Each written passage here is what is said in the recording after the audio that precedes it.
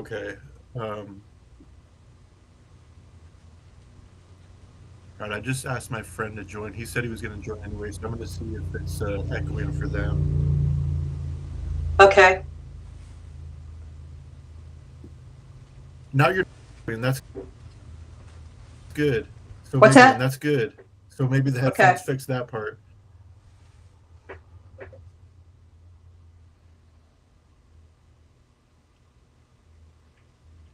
All right, I'm just checking real quick. Your mic is muted. Okay. All right. I guess we can go ahead and start now. If we're echoing at all, then people will just let us know, and then I'll fix the problem as it. Okay. Okay, so can you start off with having you introduce yourself, give us a brief background on yourself when it comes to criminology and being an author, and then we can get into it talking about Irma. Okay. Yeah, let's do it.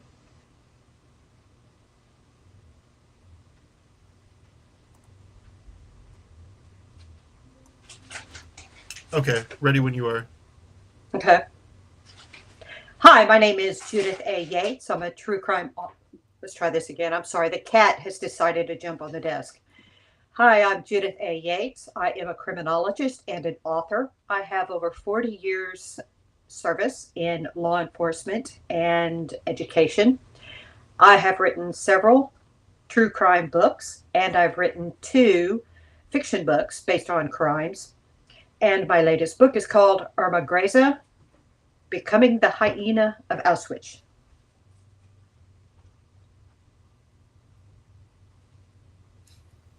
Okay, and how did you become a criminologist? We can. Okay. I started out in law enforcement, of all things. Well, actually, I started out in as a psych major, and I discovered I had dyscalculia, which is dyslexia in numbers. I couldn't pass the math, and I said, "Criminal justice, what is that? That sounds interesting," and just fell in love. I fell in love with everything about it, and now I am working on my PhD in criminology and over 40 years in law enforcement. I love research, I always have, and it just came naturally to me to start researching books and private to research books and write professional papers. I'm sorry I'm a little off tonight. I had a very bad migraine early this morning and it just throws me off. I have chronic migraine, so if I stutter or if I say something weird, just say it's the headache. So,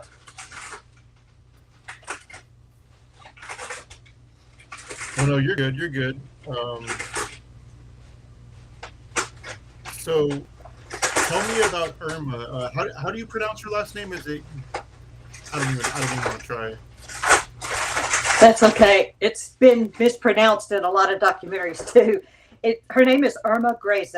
Grese. And she Greza. was born Okay. sometime in yes, She was born sometime in October 1923. There's been two different dates given as her date of birth, and she was put to death on December 13th, 1945. She was executed at 22 years old, and it made her the youngest woman to die judicially under British law in the 20th century. She was only 22. She was just a kid.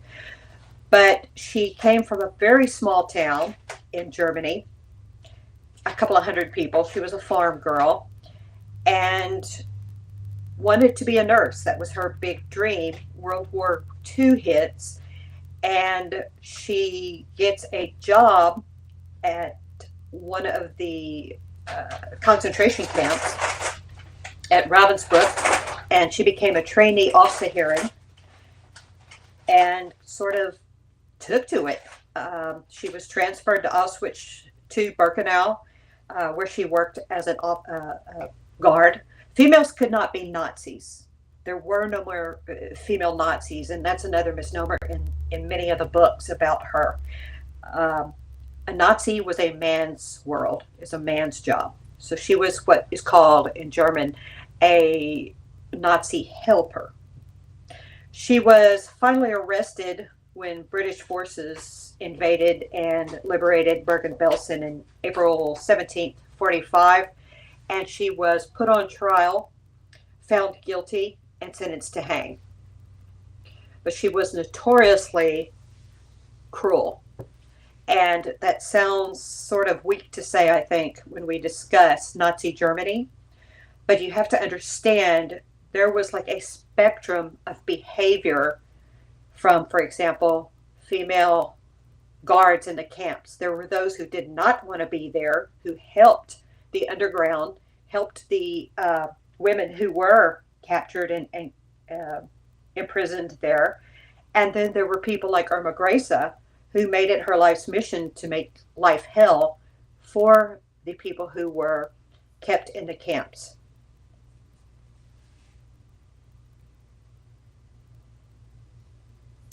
Okay, so what concentration camps did Irma serve as a guard at? Was it one or was it multiple throughout her, I guess, tenure as a concentration camp guard? Yeah, she moved back and forth. Well, she trained at Ravensbrück as a trainee, and you had to go through so many months initially of training as a camp. I keep wanting to say officer. I think it's because I'm thinking of, but nonetheless, as a guard. And then she was moved to Auschwitz to Birkenau. I think people kind of mistake Auschwitz as thinking it's just one camp, but Auschwitz was actually many. And Birkenau was the one she was sent to. And then she would transfer back to Ravensbrück for a short time because she was overseeing prisoners that were taken there. And then she came back and she was at Bergen-Belsen when it was liberated in April 1945. Usually they had females overseeing females and males overseeing the male prisoners because they didn't want any, hanky-panky going on between officers and staff and the prisoners, even though it did go on regardless. But she was put in charge of a men's camp at Auschwitz for a very short time and then went back to supervising the females in Birkenau.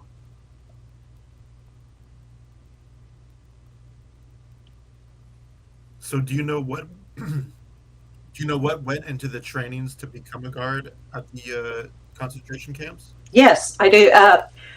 It was, initially it was this grand idea of so many months working, which would include a lot of propaganda, the films, the books, the training booklets that they were handed. They had to take an oath. They had to have a background check. They had to go through a health check. And it was very entailed. But as the war lingered, soon it became just, okay, you want this job, okay, you're hired, and they would throw them out to the wolves, so to speak, to be supervisors and to oversee these prisoners. Irma would train under other other guards, female guards, under them after going through the training, and then it was a probationary period, and then she would be hired on. But all the propaganda, all of the Nazism, all of the idealism, all of the we're going to make this a perfect world again in Germany. We're going to purify the race. Jews are evil and bad, and the reason we lost World War I and the reason that the country's in such crap that it is in now. And it was just told to them constantly.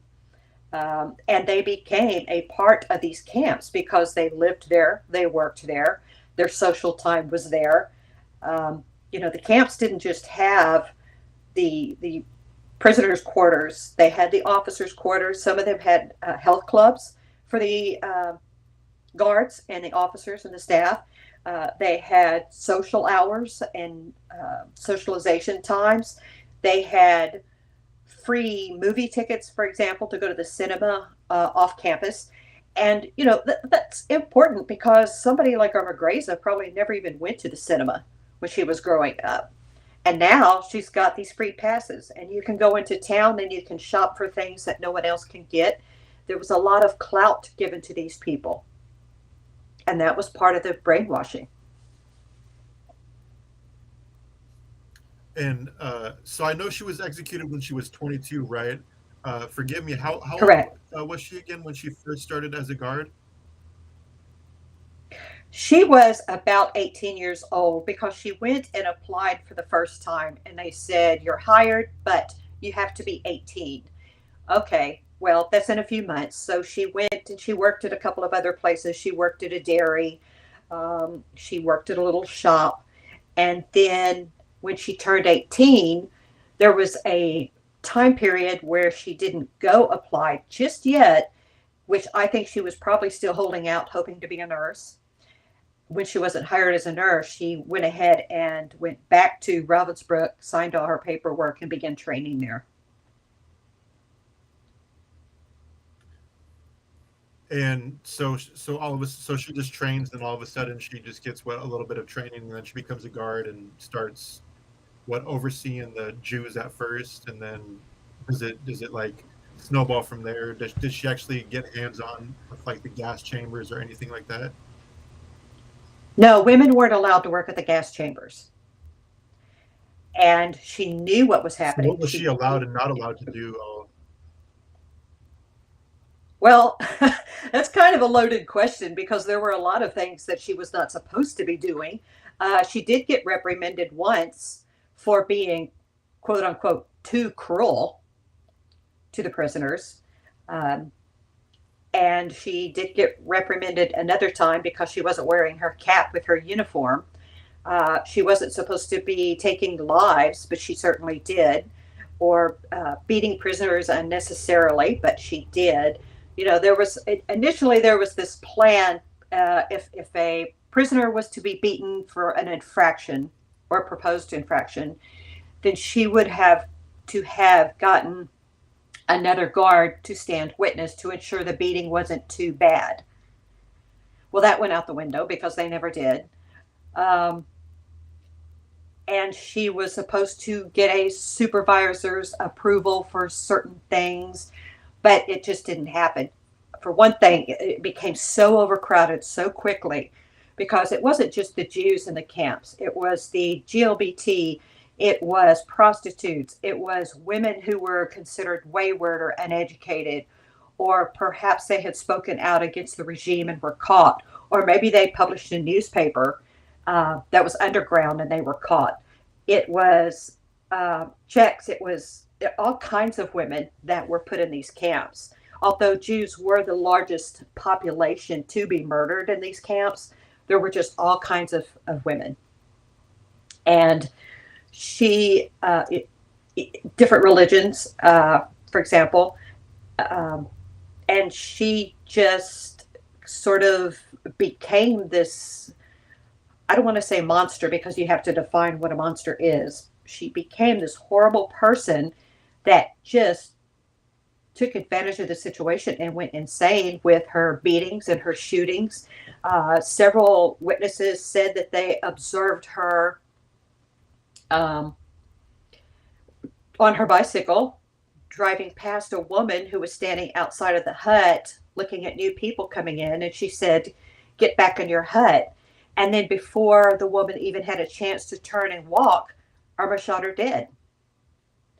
And she would see people trying to stay together when they first initially arrived at the camps, and she would beat them apart. She just had no wherewithal to pulling her gun out and shooting someone. And she wasn't authorized to have a gun, but she did. And just for like no reason, they would just be minding their own business in the camps, and she would just shoot them or beat them just because. Yes, yes. There is a story where, sometimes it is kind of difficult to find the truth from myth, from a story.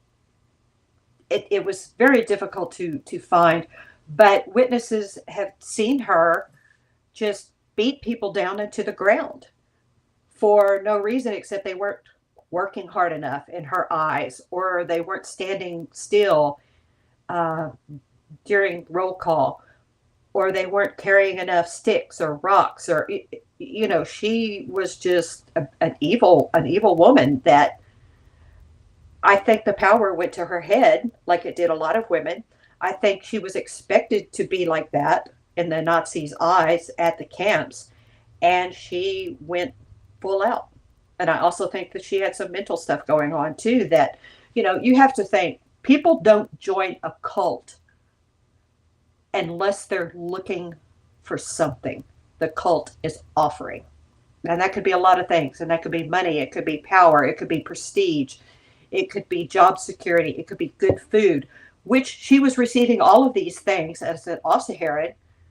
And she would not have been receiving them had she still been working at the farm or even a factory job in the city. She was making twice what they would have made in a factory. And she was not an educated girl.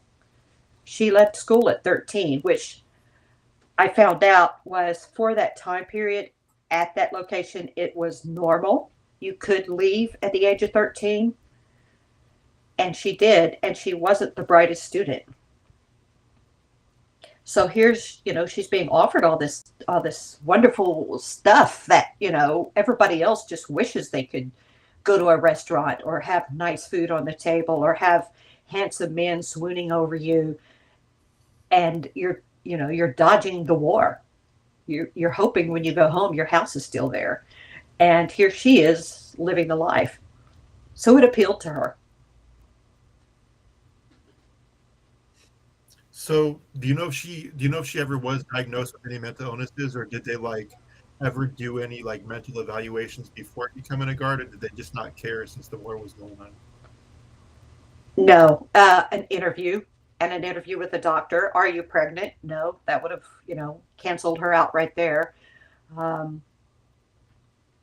you ever seen a mental health care professional? No. Well, no, she grew up in a very tiny farm community, and there's no way she would have seen a mental health professional.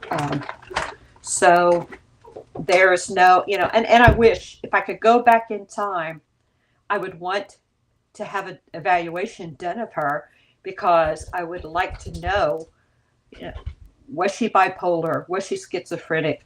Was she anything, a sociopath? I'd love to know that. I think that she had it in her from the beginning to be cold and cruel. But I don't know if that was the truth, that there was some kind of mental illness going on inside of her. Has there ever been any mental health experts that have studied her writings or anything over the years that might have put a finger on what she might have been diagnosed with had she gone through, mental health treatment or anything like that? Or is it too hard to say?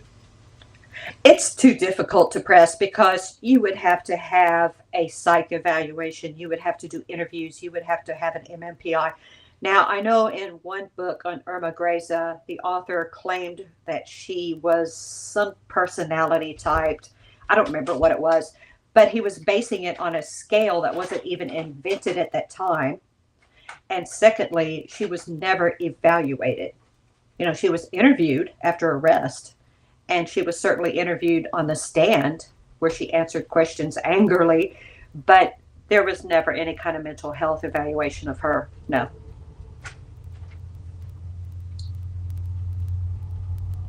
That's interesting. Is there any writings from her over the years, or anything that she documented, her abuse or killings or anything like that? Is there anything that was salvaged after the war?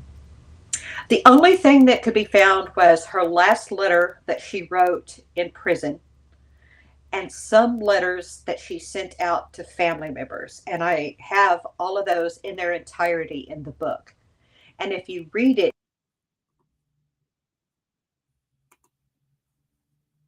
and she has swallowed the Kool-Aid whole.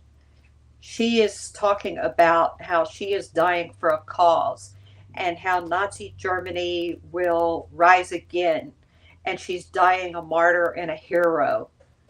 Um, you know, the whole trial for her was a joke.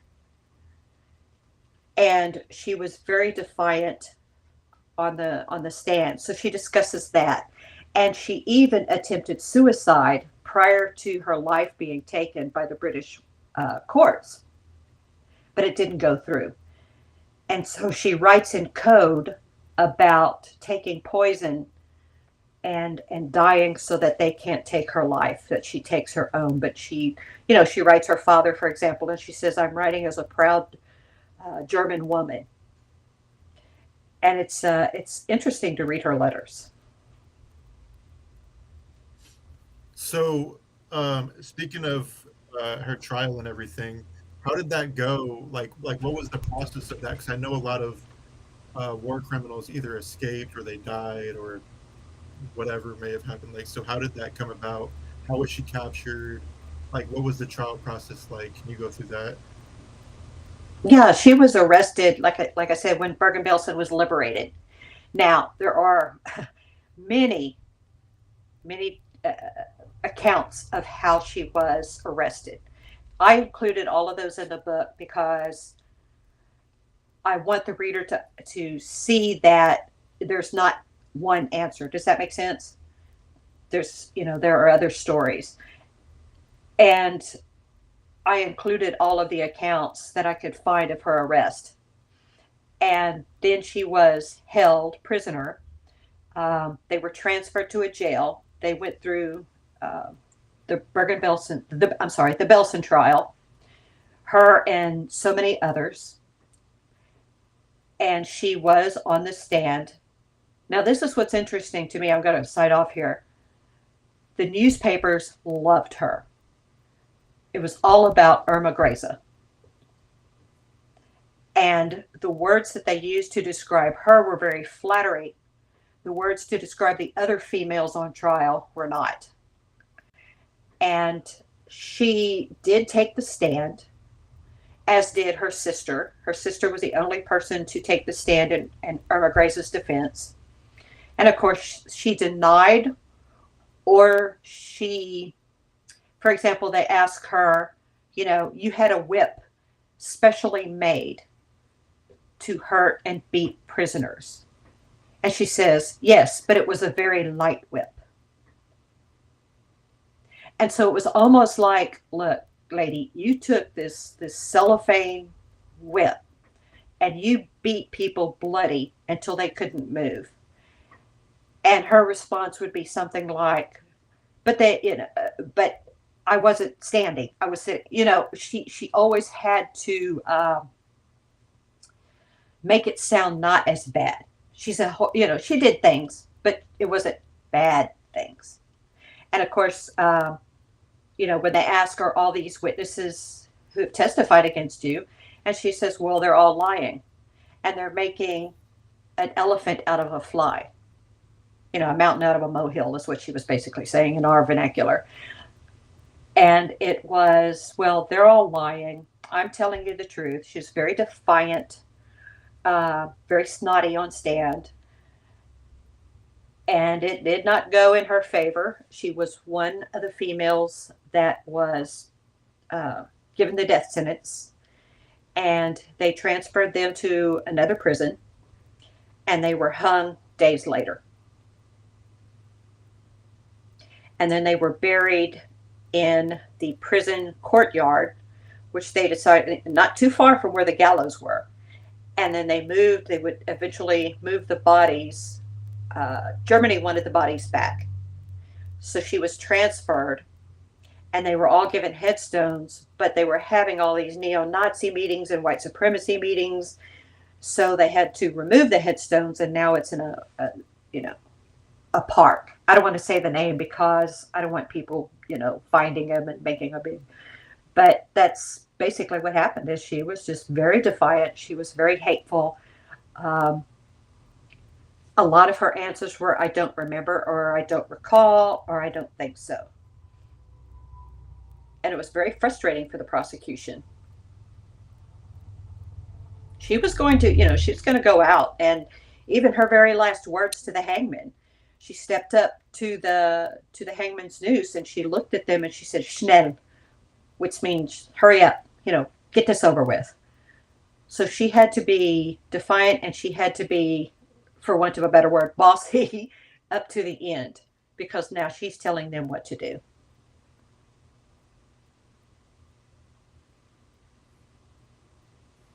Never gave like any out like or what the like what she No, she never mentioned Hitler in the trial. You have to think it's sort of like a private in the army in Muleshoe, Texas, is never going to meet the president of the United States and shake hands. That's just probably never going to happen. And that's sort of like it was. There were so many layers, which they did on purpose, to, her meeting him or talking about him in that light. Now, there was a story, I really did a research dive on this, where it was said that she stood up on the stand, made the Nazi salute, and said, "Heil Hitler." That is not true. That was another female in another trial.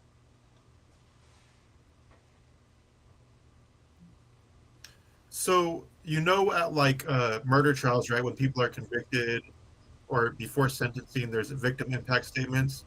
Did any of the survivors get a chance to address her in court, or did they not do that back then? No, no, they didn't do that in this trial. They spoke, they had the survivors go on the stand and speak about what she had done or what these other defendants had done, what they saw. They had to be very careful about who they pulled to give testimony. And those who did were very good witnesses. They weren't elderly people, they weren't physically or mentally ill people. They could testify in a clean, clear voice, and they knew who she was, and they had eyes on her when she did these things. So they definitely testified about what was done to them and done to their family members. They did have a gentleman break down during the Belsen trial, and they had to continue his testimony the next day.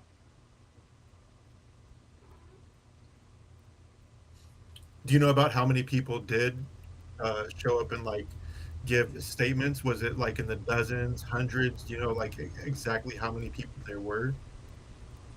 I don't have that in front of me, but there were numerous people. And you have to understand, this was the trial. This was the first very serious war crimes trial. It was probably the first time many, many people learned about what was going on at Auschwitz, overseas in particularly. Um, and they showed films of when they did, invade and capture and liberate Bergen-Belsen. And that was quite eye-opening for the layman, because here in front of you, you are seeing these, these living skeletons of people, survivors, and they forced, not Irma Grese, but they forced the Aufseherin and others to bury the dead. There were stacks and stacks and stacks of corpses all around her and the others who were captured. And they forced these people to lift them, put them on the truck, and then bury them in these huge, huge graves. So that had an impact on people to see something like that. But it was, in front of me, no, I don't know exactly how many people testified. It was quite a few. So she was hung in December of 1945, correct? So Yes. when everything was said and done with the Nazis, were there Jews like in all the countries that this was going on in? Were they like celebrated in the streets? Like, how did they react to her being hung, let alone all the other Nazi war criminals that were killed, not long after their trials? Like everything else, it was a mixed emotion. Some people celebrated, some people said, it's sort of like when people tell you at a trial, well, now we can have closure. You never have closure when you're the victim of a crime, particularly in something as horrendous as this. The woman that I dedicated the book to, she was the inspiration for the book. And she lost she lost her father, her baby brother, and their entire families, cousins, uncles, aunts, their entire village. And so, they're liberated, but where are they supposed to go? That was another horrific thing that Esther had to go through. So you're busy surviving. You don't have time to throw a party because of these people going to prison or these people being put to death, because it's all so incredibly sad and horrific, and it's all about survival. If you're worried about what you're going to eat while you're literally watching the baby starve to death, you're not going to be worried about, do you catch me? You're not going to be worried about, Irma Grese Right. was hung.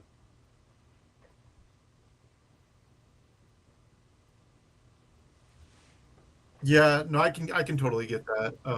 Yeah, I know. I'm sure it was probably bittersweet, but I'm sure they were all happy in the sense that they knew that nobody else was going to be tortured or killed by these people that did it in the millions.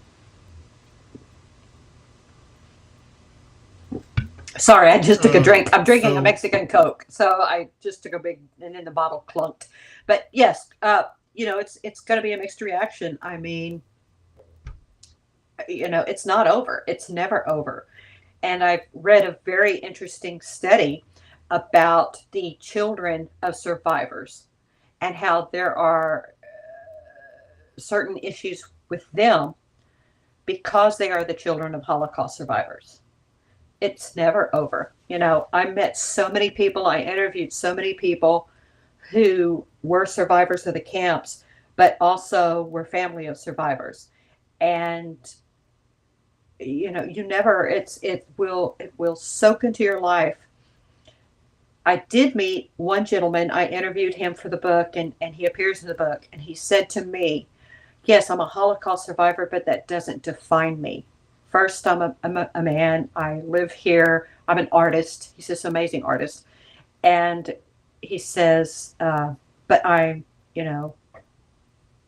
not that person completely. yeah, no, I get that. I've talked to a lot of uh, people that have survived, sexual assaults or murder attempts, and they don't want to be known as just I'm the victim. I was the surviving victim.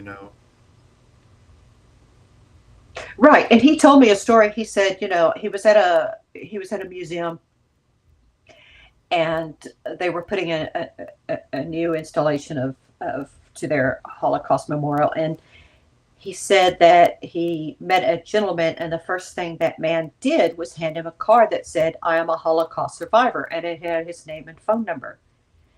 And he said to himself, this couldn't be this entire life of this person. It's kind of like the guy's red badge of courage. You know what I mean? It's his identity, and it's what he strove for. And now that he's not that anymore, then who is he? So Mr. Glick told me, he said, there's so much more to my life than surviving. But you're absolutely right. Anybody that's been the I don't want to say victim of, but anybody who has survived and lived through something horrific, they don't want to be identified by that solely. Right. Yeah, and that's completely understandable because there's so much more life after, surviving something, and they've done things before that. They've accomplished a lot of things before, surviving this horrible attempt, and but of course, the media or whoever's gonna hone in on they were a survivor of whether it be like sexual assault or a murder attempt or whatever it may be. Oh Oh, absolutely. I mean, look at which is recent. It was recently happening in our own lives. The Epstein files. Okay, I keep hearing Epstein victims, Epstein victims. Why are they not survivors? And luckily, hopefully, that will change where these people are given, uh, first of all, the word survivor because they did, and secondly, recognized as somebody other than. So it happens in criminal justice. That's just the way it is. But, where in contrast with Irma Grese, she was very proud to be identified as a, proud German woman, as she told her father, and embraced it. And that was her identity.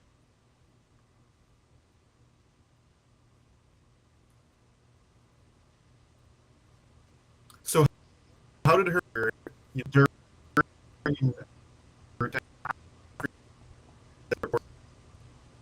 any direct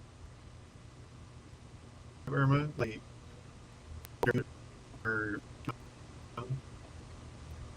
She had to, well, you have to think now, her family was entrenched in this Nazism. Her father was what's called a block leader. Um, Although it's hard to say. You have some research that says that he was not, and he did not want to be involved in the Nazi Party. And then you have research that says, yes, he was a block leader. In other words, he kept track of everything his neighbors were doing. Now, did he keep reports? Did he send reports in to headquarters about what was going on and who said what? Nobody knows. So I explained both sides of that coin. But her mother committed suicide when Irma was about 12 years old. Supposedly, it was because her father was having an affair. A couple of years later, the woman he's having an affair with, he moves her in. So now she's the stepmother. And there's just not a lot of research done on these people. And Irma did have a sister who did come and watch the trial every day and was allowed to speak with her briefly while she was incarcerated, and that testified for her. She had a brother who had been captured by the Americans who was allowed to come to the trial and watch for a few days. Oh, and she had a fan club member too. She had a little girl that just became enamored with her and got to be good friends with the family and sort of entrenched herself into them because she just loved Irma to death. But they all, from what I understand, and from my research tells me, these people that I just mentioned, they were proud of her and they didn't really see anything wrong with what she did. And anyway, it wasn't her. So that was the take on that group of folks. Now, as far as her other siblings and her step siblings, there's no record. But her sister would later do an interview some years ago. It was almost impossible to find the entire interview. But I found that, and I've got that in the book about her saying, she kind of paints a too rosy of a picture of their growing up. Like, well, yes, he beat us for being bad, and our shoes had to be in a line, in a straight line. But that's just how it was. And anyway, he wasn't a drunk like everybody said. It's just, she kind of rosy colored it. So who knows how true what she told people. I think she was probably just as involved. Now, she was a nurse. She was a nurse. I'm sorry. She was the assistant to a very powerful Nazi leader, and her other sister had become a nurse for Germany also. So, here they are entrenched in this whole Nazi ideology. So those who there is a record of, they supported her. Reportedly, after she had been hired at Ravensbrück, she went home to visit the family, and her father beat her for wearing her uniform. I dug a little deeper into that story, And there's a lot more to that story than, her father saw her wearing a uniform and got pissed off and beat her up and kicked her out of the house and she never went home again. There's more to that. And it wasn't because she was wearing a uniform.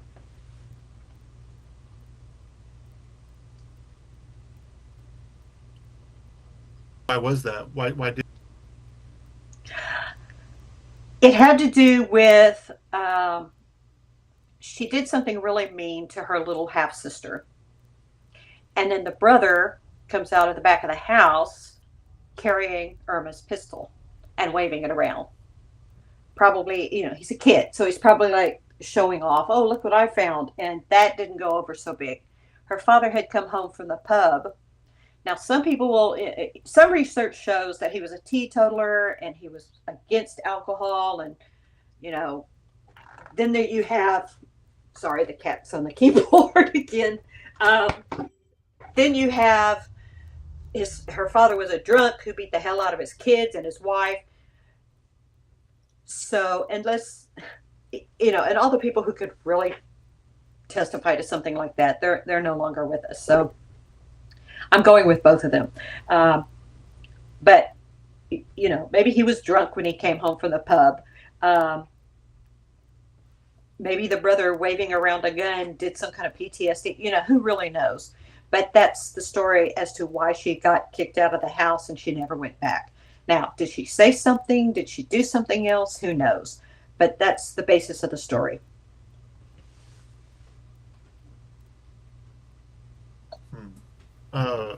So I imagine there were a good amount of female guards in the concentration camps, right? Why is she remembered as one of the most notorious female guards? Do you think it's because of her age? No, because she was just so, she was a little younger than the average age. Most of them, if not the majority, were poor. They came from rural backgrounds. They were not educated. They did not have a lot of money. So she fit the description. She fit what they were looking for. She was also very attractive. Now, people will only see her mugshot. She is not attractive. But if you see pictures of Irma, which I found and I have in the book, then you see she was an attractive girl, as if that had anything to do with how mean you can be. But it helped her. And she was the perfect Nazi woman. She was built well. She was blonde, blue-eyed, intelligent to them. And she was eating it up, the rhetoric. So she was, I would say, probably in the top 10% of the quote-unquote meanest, most cruel, whereas the majority of them, it was a job to them. They'd go, they'd supervise these people. Yes, a lot of them died. Well, that's just part of it. And then they'd go home, which, by the way, they also lived at the camps. They had their own dorms at the camps. So you are surrounded by this ideology constantly. And then you had the ones that were like, I want nothing to do with this, and I want out. But I think a lot of it was, yes, the way she looked, the way she behaved, and because she was just a brutal individual.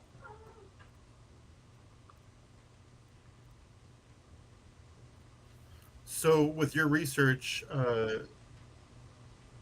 how do you feel that the media portrayed her during and after her trial?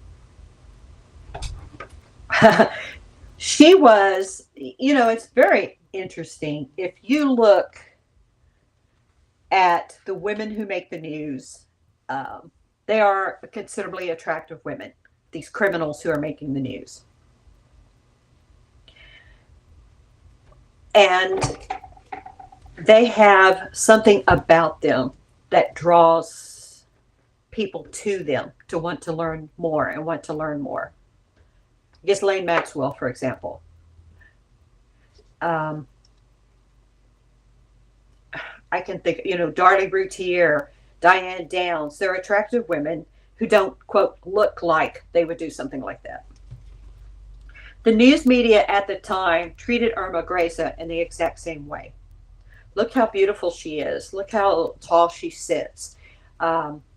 in between testimony on their breaks, she would have someone comb her hair for her, you know, and she would play to the cameras, play to the newsmen, and they ate it up and they wrote about her, the blonde beastess, because here was this female who was attractive, who obviously was sure of herself, who was well built, and yet she did such atrocious things. Now, this was, 1944 and 1945, and you have to think too about how women were being portrayed in the media, and she was sort of one of these. She made the news because she was a story. Here's this female that acts like she's not even scared. She's act like, so what if I did what I did? And yet, look how blue her eyes are. And it was kind of interesting to me because in certain articles, they would take time to describe what she was wearing.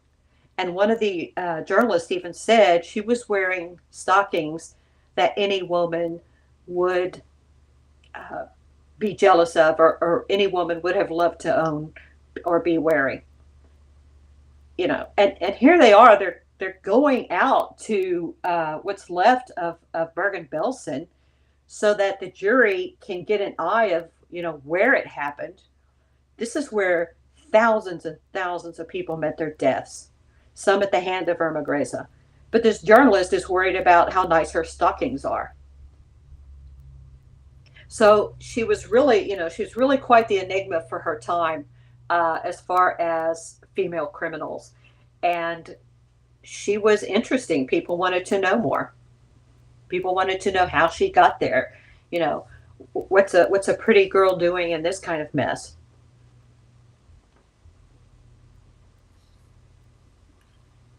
So my favorite question to ask inmates, right, when I interview them is, let's say you went down a different path. Let's say you weren't abused, or you weren't hooked on drugs, or you weren't drinking alcohol at the time. Like, what would your life have turned out like? Do you think, hadn't she been abused and hadn't her, mother died at such a young age, do you think she would have turned out differently, or do you think she was destined to become a Nazi that would, exterminate Jews in the Holocaust? To me, it's like saying, okay, if Donald Trump wasn't caught sexually harassing females, would he have continued treating them like objects? It's kind of like a chicken and egg thing. Would she have been cruel? Yes, I believe she would have. Because recall that all females in Germany listened to that rhetoric, read that propaganda, and were just immersed in this anti-Semitic world. But not all of them followed it. And even fewer became the likes of Irma Grese. So I don't think she would have, obviously she can't become Aussaherin and a female guard if there's nothing to guard. Would she have kept trying to be a nurse? Probably, because that was her dream. Would she have made it? Obviously not, because she failed several times in that aspect. I think that she would have just been this little farm girl that worked in a shop or worked at a dairy and just kind of was flotsam. Whatever happened. And perhaps she was very angry by that. Who knows? Her death of her mother, certainly. I read a lot of studies. I looked at a lot of research at children who were the product of a parent who committed suicide, particularly a mother. And I know it definitely affected her. But you also have to look at how children were raised during that period, particularly in Germany, particularly in the rural Germany. It's a very strict, children are basically short adults. They work their asses off on these farms. I think that would have what happened to her is she would have just become a little shop girl, or stayed on the farm, or who knows. But would she have been cruel? Yes, I think she would have. She had a lot of anger, and anger, as we're seeing now politically, creates cruelty, creates horrific things.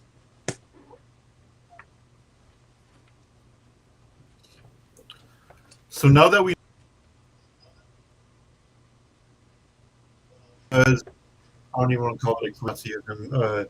Tell us about your book. What's different from all the other books out there? I know you're a good researcher, so I'm sure you dug into some stuff that nobody's ever, found or has got that far. So tell us about your book and what all is in that and what you can expect to read in it. Well, during my initial research, I read everything I could gather on her to see what was out there. Do I really need to write a book on Irma Grese? And number two, as a resource. And I found so much was just regurgitated information. Honestly, it could have all been the same book. And yet it never explained to me how and why Irma Grese became who she was. And a few of the resources had photos of Irma Grese, and it wasn't even Irma Grese. It was a movie star from a movie, or it was another Aufstieherin, another female camp, employee. So I found so much information that was wrong. And I said, okay, if I'm going to do this, I'm going to do it the right way. And I did this book in color because the images I was able to obtain did not feel real in black and white. For example, I got a very rare photo of the key that Irma had in her pocket when she was arrested. Now, if you're looking at a black and white photo of a key, okay, that's, wow, she was holding that. But if you're looking at it in color, it hits you viscerally. And you can feel the history and the emotion that a very simple key will evoke in you. I also found documents and records that nobody else had. I found a postcard from the hometown of both her parents. And I wanted to dispel some of the myths and stories and just outright falsehoods that were out there to the absolute best of my ability. And you know me, Andrew, I'm going to dig, and I'm going to keep digging. And then I'm going to dig a little more. So that's the story I wanted to tell, is what, to the best of my ability, what really happened. It was very difficult not to veer off into the whole Nazi Germany thing, because those are so many stories, so much information. So I told a little bit, enough to the reader to understand how she became who she became. And I even talked to Nazi or Holocaust deniers and revisionists, because I wanted to hear all sides of the story. And I even heard from people say, well, first of all, Irma Grese was innocent because the Holocaust didn't even happen. Yes, there were people in prison, but they weren't innocent people. They were, they were this, they were that. And Irma Grese was very nice to people that she oversaw. And I wanted to hear that. And I wanted to hear why and how, they felt that way. And, who told them that? What's their resource? Well, I talked to somebody who had a family member who was under Irma Grese's guardship. She was actually a person who spoke with Irma, who made friends with her while she was a prisoner in a concentration camp. And she used to tell the stories to my resource and the family. And so I interviewed the resource. And I met several people who had met her face to face. One gentleman was a little boy in a camp, and he came up to her face to face. So, I have these interviews, I have these photographs in color. It was not an inexpensive book to make. I will tell you that. It's probably the most expensive project I've taken on, but it was important to me to show it as it was. And I actually have some pictures of the dead, which is very unusual for me to put in a book. But I wanted people to see her environment and understand what she was working around. When she was arrested, she was literally surrounded by dead and dying and rotting corpses. And people who were committing And they were actually eating parts of bodies of the dead to survive. And I wanted people to understand and see that.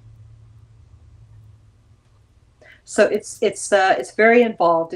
It's a thick book. It's a big book. And again, I thought it was important to have the color images, as many as I can. And I was so lucky and blessed, and it was just serendipity that I ran into the people I did. And also, I was so there were so many museums and so many memorials that aided me. And I got an email from someone that said, "Hey, we have a uniform of an Aufseherin. Would you want pictures of it?" Well, yes, I do. And people could see the uniform she wore, the hat, the angle the hat was supposed to be worn at. I think that's important. There's a historian that found out about the medal that Irma Grese was awarded and how she was awarded that. And I found the paperwork that proved she was awarded a medal, because I had a lot of naysayers saying, "No, that's a myth." I have that in the book. So that's what makes it different. And I also wrote it with the thought in mind that this is not entertainment. I don't like to write about crime as entertainment. I like to write about what can we learn from this.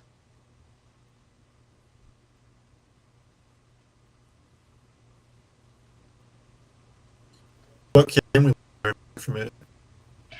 That it could easily happen, in my opinion. The book is dedicated to my very dear friend, Esther. Esther was a survivor. She was very involved in Nashville, Tennessee's Jewish Center. She was a public speaker about what she went through as a child, surviving the war, surviving the camps. And she and I would have these long talks about, you know, her life and what it means now. And she would always say, "I will never quit telling the story, because if people forget, it can so easily happen again," which I agree. And I said, it's important, because I'm a criminologist. I said, it's important to know why this happened and how this happened before we even get to the end product. And that's what I wanted to explain, is how does something like this happen? It doesn't just happen overnight where suddenly people are rising up against Jewish people, against Poles, against GLBT, against communists. It doesn't just occur. It's a process. And we damn well better pay attention to it, or it's going to happen again. Especially, and this is just my opinion, especially right now. Right. And I guess you could say it's happened on a smaller scale, right? Kind of with like Saddam Hussein, because he was killing his own people and he was having the military kill them, right? Which was what the Nazis were doing on obviously a much massiver scale than what they were doing. Right. And that was part of it. It was done in layers. You know, this person is going to do this job, but the supervisor whose supervisor whose supervisor is not going to know what, Hitler never visited the camps. He wanted nothing to do with them, but he certainly knew what was going on. Heimlich Himmler visited the camps only because he designed them, and he designed the situation. Also, he visited Ravensbrück quite a bit because he had a girlfriend down the road. His wife and kids at home and his girlfriend down the road. And, you know, he knew what was going on in the camps, but in his mind, it was the way he perceived it and the laws he wrote for treatment of prisoners. As far as this other things and beatings and shootings and such, his hands were clean of that because it wasn't him doing it.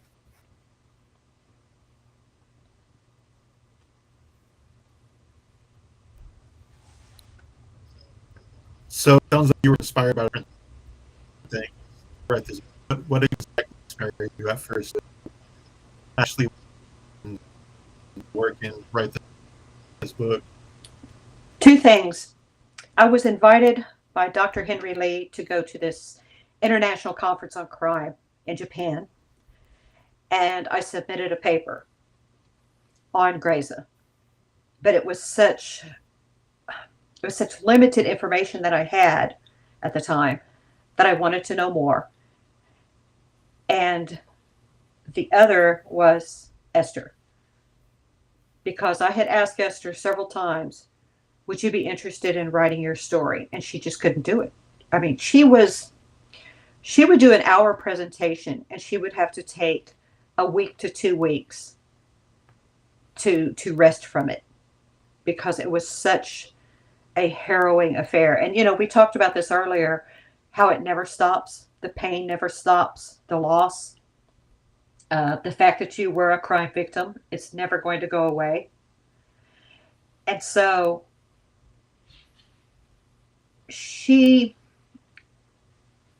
I remember she had pneumonia. She had a very bad bout of pneumonia. And I went to see her in the hospital, and she didn't know who I was. So when she was released from the hospital, we were talking. And I said, you've got to, she was a little tiny. And I said, you've got to take a break from travel, from these presentations. And she said, when my last breath leaves my body. And I thought then, wow, because that's exactly what happened. And her determination to keep those people's names and faces alive. She didn't have one photo of her family from growing up. The only photo she has is when her and her sister were at a relocation camp. But all their childhood photos, pictures of her family, pictures of her daddy, who she adored, pictures of the baby that died, nothing exists like that. She has nothing. And again, I said, okay, we need to know how this occurs. How does a little simple farm girl, who left school at 13, how does she become one of the most feared names in the Holocaust? And that's what set me on the path.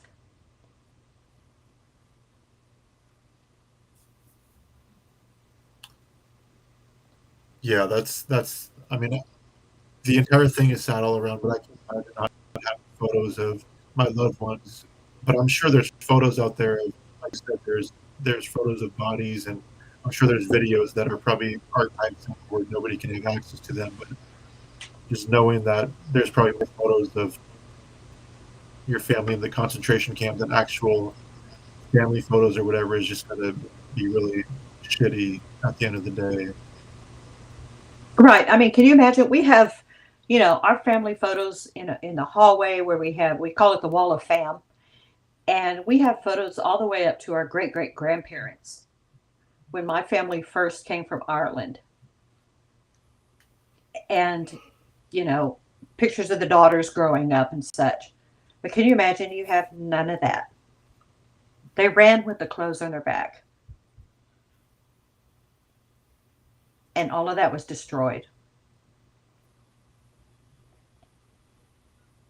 And I also think it's important that people, yeah, I mean, and you've talked to enough criminals to where all of them were babies once.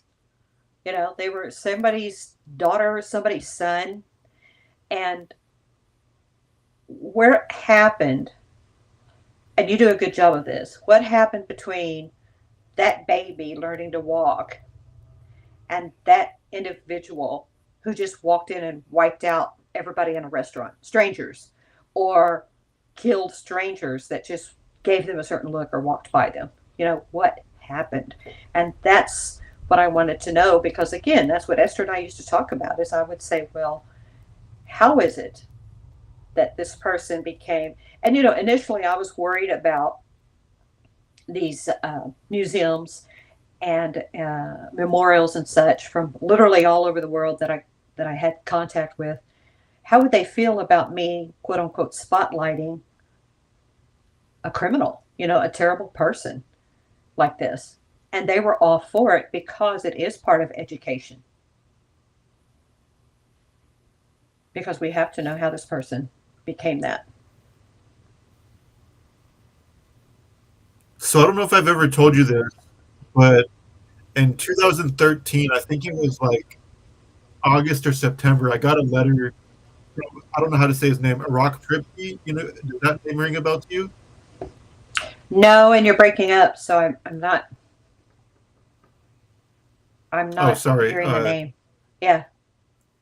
Yeah, Iraq Pripke or Eric Pripke. He was a Nazi war criminal, and he died in 2013. I found his address back in like 2010, and I wrote him in 2011. It took him 2 years to write me back, but he died on house arrest in 2013 in Italy. And I was just curious if you knew about him because he was a Nazi war criminal, probably one of the very last ones to live free, and I guess to an extent on house arrest and die in the free world, like at home. I don't. Again, the book could have gone in so many different directions, and I kept having to rein myself in and say, okay, get rid of this chapter. It has nothing to do with her, because I go off on a tangent on this person, that person. And there's been some very good books, written on Maria Mandel, for example. There's a very good book in her. And then there's an author friend of mine who's also a historian who writes about Hitler Youth for the females, the BDM. So I included some of the information that they were kind enough to share with me, but I didn't go off into, everybody, because it's so vast. And I really had to rein myself in, going, okay, I've got to stay focused here. But no, that name does not ring a bell with me. What did he say? Was he innocent of all accused, or was he a good German man? No, you know what's crazy is the letter was double-sided, right? And his most infamous photo online is him in his SS uniform.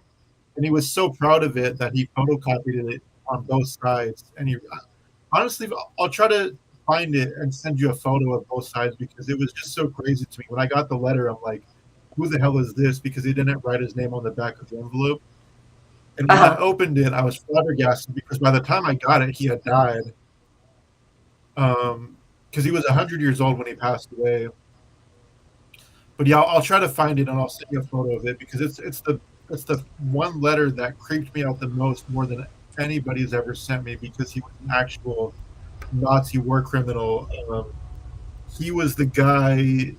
I have it pulled up here actually. He was convicted of war crimes for commanding the unit. It says which was responsible for the Ardentine massacre in Rome on March 24th, 1944, which 335 Really? Italian civilians were killed.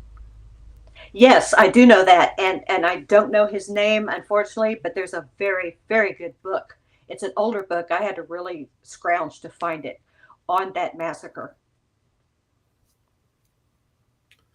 Yeah, it's super interesting, and I was shocked when he wrote me back, like I said, and I was just like, "Holy shit, this guy was an actual Nazi war criminal." And Mm-hmm. I got the letter. They By were the very time, proud. Yeah. So many of them were very yeah, proud of it. Because, what's for one that? thing, it started with Hitler Youth, which was, you know, you could join the BDM, for example, the girls groups, and they were broken up by age. And they went on hikes, they had campouts, you could earn badges. It was really a very bastardized Girl Scouts, you know. And I was a Girl Scout, I was involved in that same, and we had sing alongs and we had special uniforms, and you felt very proud to be part of something like that. And pretty soon, the BDM is the only organization for girls. And then after that, it's mandatory to join. But girls wanted to join because it was a social outlet. And you met other girls who liked the same things you did, and you got to do fun things, and you had this really cool uniform you got to. They were the cool kids. The teachers treated you differently. Your grades were better. And, you know, little things like that, and you build someone up. Hitler even said, and I quote him in the book, about you start when they are young. And pretty soon, you know, if you're a boy, you can join the brown shirts. You could join the other groups. Uh, Girls are told that girls are very special because they can have children and they can marry a fine Nazi man and have fine Nazi kids, and you know, you get awarded for having kids. Um, or you can help in the war effort by factories, you know, building the bullets and the tanks and such that help us win the war. You're very special and important. And the next thing you know, you're full-fledged involved in this, and you're proud of yourself for it because you're winning awards, and you get a very cool looking uniform, and you get to, you know, nice good food, not living off of, you know, what you can find in the rubble. And wow, you know, look at us. And they were So basically probably, grooming, but not in a sexual way. oh yes, yes, definitely. And the next thing you know, you're commanding because, you know, they looked at these people, for example, the Jews, they looked at them like they weren't even people. They were just things. And it's a lot easier to shoot innocent things or shoot things than shoot innocent people.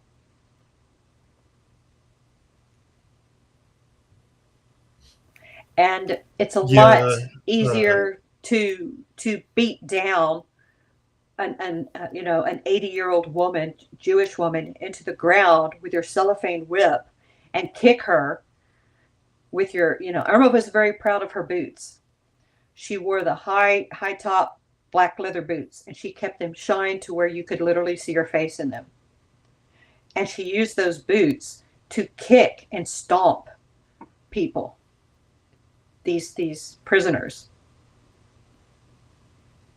And you know, I discussed this, you know, in the book also. The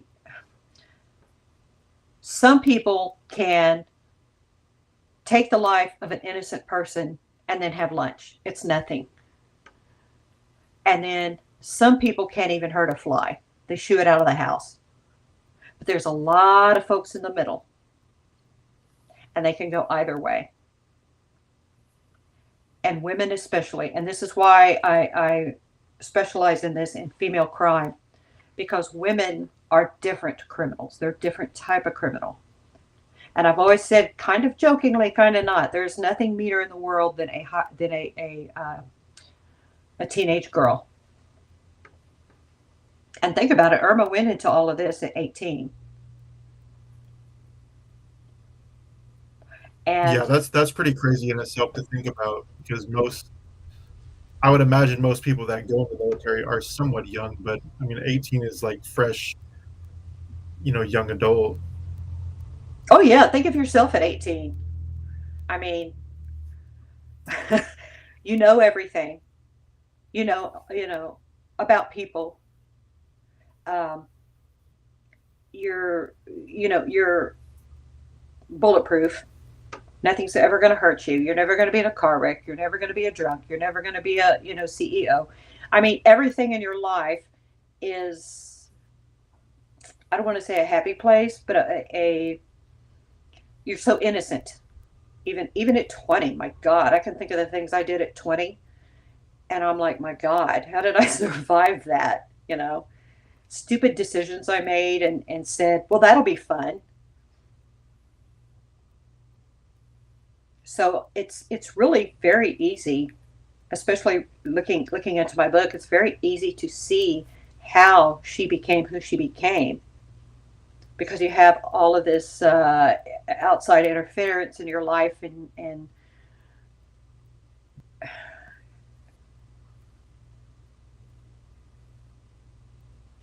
you know, who doesn't want to be the cool kid? Be real. Right. What if Nazi work was back then? How they would have more just with more propaganda. Like we were doing Hitler, we were doing it for. I've always been. You know what, my brother, I'm so sorry, but you just broke up really bad, and I don't know what you said. It was all like, oh my God. So, I just said that I've always been curious if they would have had remorse or if they would have still held on to the same logic they did back in the 1940s. I'm just curious if they would have ever changed or had remorse for what they've done. right. Okay. I see where you're going. Yeah. Would it have considered the Nazi regime, or would there have been an end? And that is an interesting thought. I think Irma Grese would have probably grown old and died still believing what she believed. Um,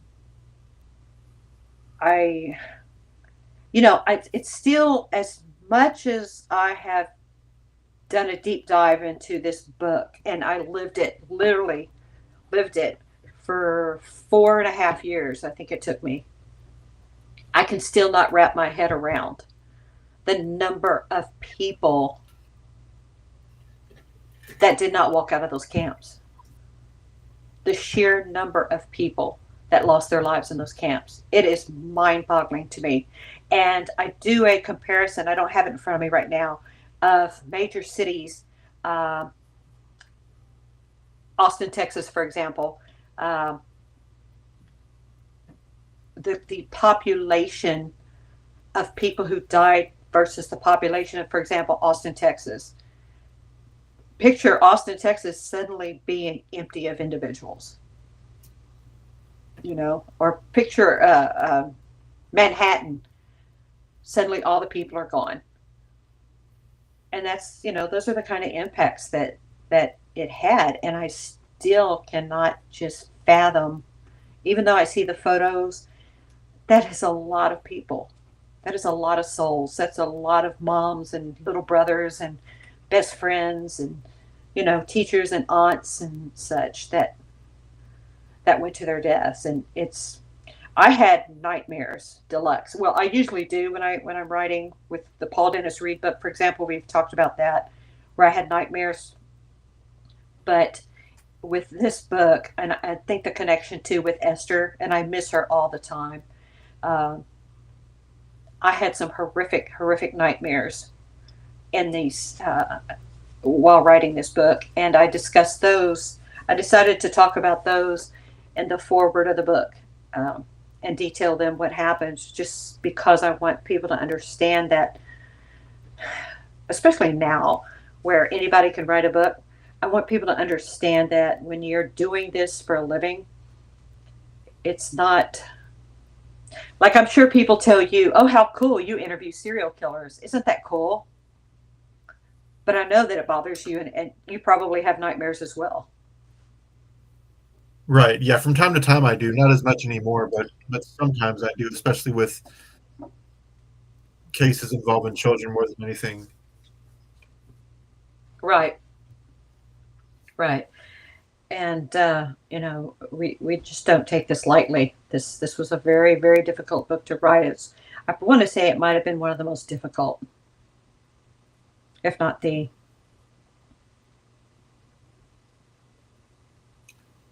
Yeah, I mean that's understandable given the subject matter. I mean, it's probably one of the worst, saddest, areas in history. Literally millions of people were wiped out for no reason.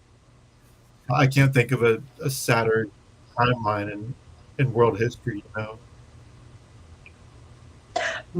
I have a very good editor, and she called me several times and said, this is going to take longer than I thought because I've got to walk away from it. She has nothing to do with our business. She doesn't, have anything to do with law enforcement or crime or criminals or any of that. And it's one of those, even if you know what went down, when you read about it in person.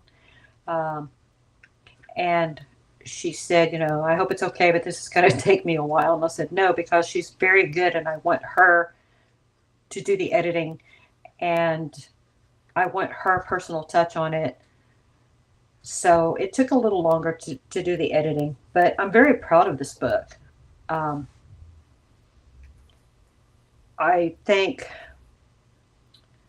I put 100% into every book that I write. into every presentation I do. This book took so much out of me. I took the summer off. I had to take the 3 months away, with the exception of a couple of weeks, away from crime and bad people, because I was just like, I can't handle bad people right now. I don't even want to hear about someone jaywalking. It's just so awful. And then in last month, I did that cross-country trip because I had to go to New York for records research and interviews and photographs and everything. But that was really the only time that I thought about crime and bad people. For the most part, I just, spent time on me, spent time on my family, and my office was a wreck. So I had to put all that together. So. Well, it's good to take breaks. I take breaks from time to time because it gets overwhelming sometimes. We're only human. Yeah. And there's, I would dream that I would be in the camp, but I didn't know if I was a Nazi. I didn't know if I was a victim. I didn't know who I was. But I knew that I was in Bergen-Belsen. It was at night, and it was dark, and it was cold, and it was just so realistic. I have very vivid dreams anyway, so. And then I had one where I was going to interview Irma Grese, and I sat down across from her, and suddenly she's glaring with these cold, cold eyes. And suddenly I was thinking, she knows I'm Jewish. She knows I'm Jewish. She's going to find. And I was so scared. I'm not Jewish. None of my family is Jewish. But in the dream I was, and she was going to find out. And I was in for it. Even though I was the person in control and power, because I'm the one interviewing her, because she is now a political prisoner. I was so afraid of her. So it's, very bizarre and strange things. So. Yeah. I can only imagine how the nightmares come when you're doing research like that. But it's for the greater good. But then I met some amazing people. Just amazing, wonderful people. One girl whose family member had known Irma. I just one woman whose relative was in the BDM, but she never knew it because the relative never talked about it. So she wrote that person's story. My translator is amazing. She lives in Germany, and what's difficult is you have the old German and the new German, and she was able to translate both for me and then explain, well, this word could mean, or this word, like, I don't know how to explain it because by German, I couldn't even try to pronounce a lot of it. But she's awesome. So I've got these amazing people in my life that I'm very lucky to have, that really I met through this project.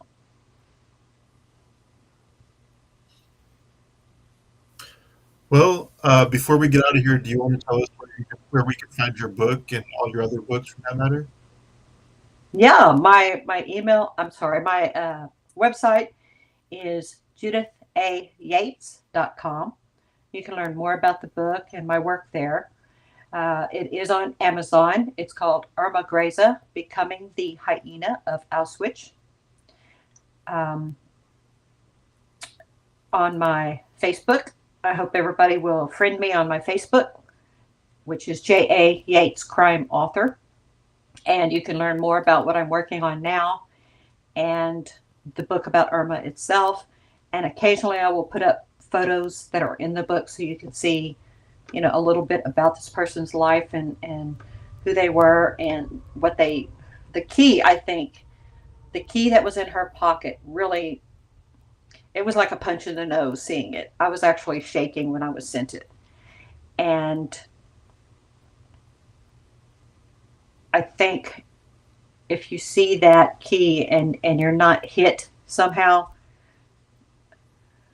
I'm just, See, I'm even speechless now, and you know me, it's very hard to get me to shut up.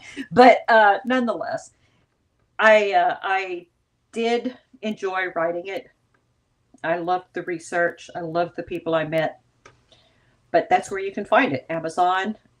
There is not an electronic version because I wanted an in-hand book, a visceral, holding, touching, feeling experience. So I only did a book. And my website.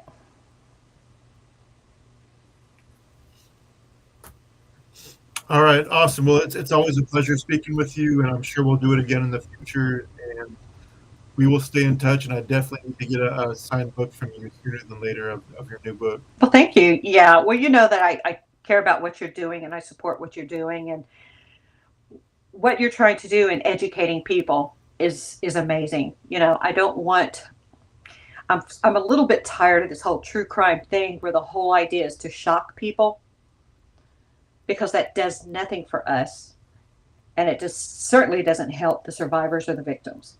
So I like what you're doing. Thank you for thinking of me and having me here. Keep doing what you're doing. And Thank you. do And it. I will say one thing. The whole thing about shocking people, that's one reason why I don't ask criminals to go crimes. I'll ask them what led up to their crime, and that's it. I don't ask, what did it look like? What did it feel like? I don't do that. And I'm hoping people understand that. That's why I do what I do. I don't try to shock people. I don't try to get people to relive their crimes because that's not what I'm about.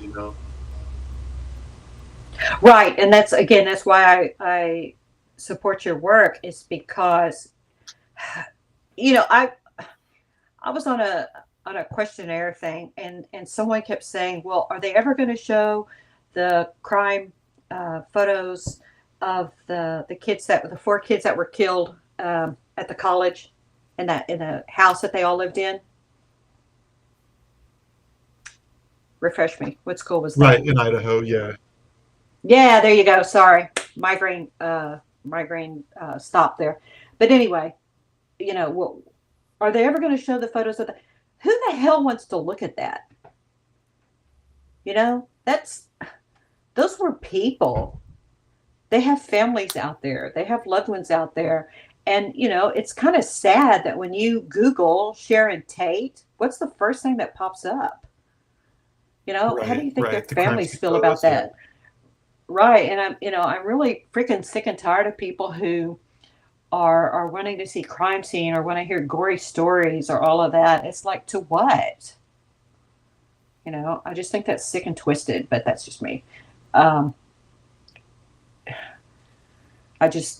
Anyway, so you know how I feel about that, but thank you for doing what you're doing. And thank you for inviting me. I really enjoy talking to you anyway. Yes, thank you so much, and we'll stay in touch. And I'm going to get a book from you soon, and when you get your next book published, we can do it again. Okay, let's do that. All right, sweetie, it's a date. All right, awesome. Well, you have a good night. Thank you for talking with me. I know it's late there, so we'll catch up soon, okay?